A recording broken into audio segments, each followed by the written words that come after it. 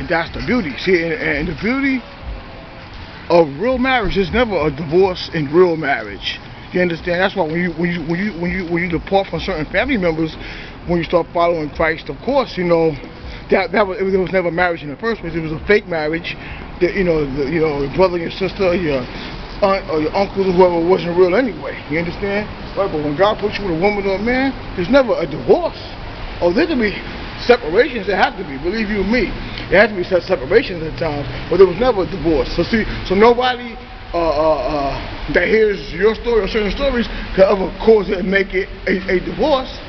That's the point. They would have to go to the Most High God. See, so that's the beauty of it. You can never get involved in nobody's marriage, because in real marriage, you don't become divorced. And like I said, when God puts something together, you might want to divorce from it. Right? And see, divorce, like I said, divorce don't mean papers and this and that. Divorce is what it is. That's the point. You understand?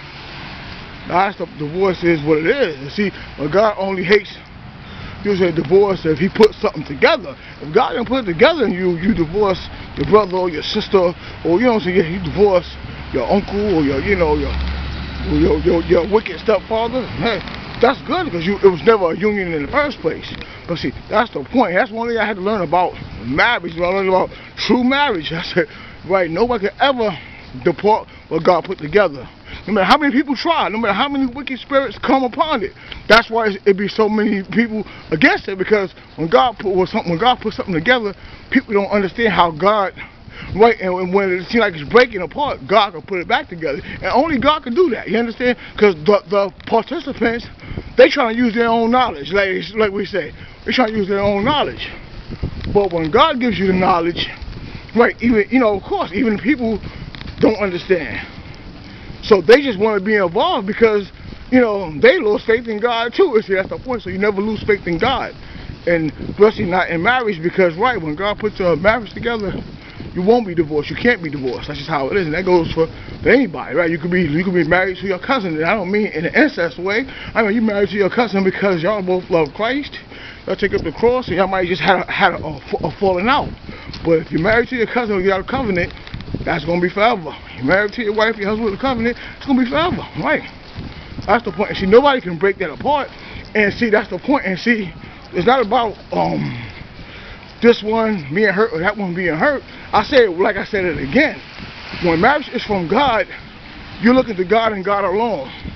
So, just like Abraham was going to sacrifice Isaac, which was a marriage to his son, but he was going to sacrifice. See, those that love God, and when God puts things together, we don't really have feelings people think we have anyway. Our real feelings is for the Most High God. Don't get me wrong. We love what God puts in our life. We definitely treasure it and cherish it. I mean, yeah, we treasure it and cherish it.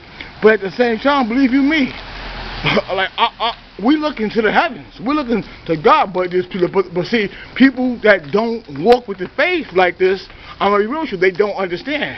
And not only they don't walk with faith like this, they don't walk the same walk that you walk. They won't really understand. But they could come to understanding, to overstanding it. But at the same time, right, so you have to go through that. So you have to really be married to God and married to nothing else to understand what's going on. So like I said before, so if you look at somebody or look at somebody else, or you want to know, see if they worshiping God, because you're married to God. You're not married to the gifts God can give you. God is going to give you the gifts. That's part of the marriage itself. And that's the point. So recognize what real marriage is. Marriage is what God told you. Loving Him with your heart, mind, soul, strength. And then you won't get things construed and mixed up. You wouldn't, because you would know that God's being loved and nothing else. And everything below is just below. That's the point. So remember, all true prophets and prophetess, they love God with their heart, behind, and soul. You think they're worried about the reward they're getting? God already told them the reward they're getting. There's nothing wrong with rejoicing in it, but they already know that. They married to God. That's the point. And that's the beauty of it. We're married to Him. So stay married and, let's continue to be the brides that we are. In Jesus' name. Peace. Spit it out, ain't it? Spit it out. Peace. Spitting it out the way it's supposed to be. Spitting it out the way God says. Spitting it out with all love and heart and soul and strength. In Jesus' mighty name, y'all. Peace. Glory to God.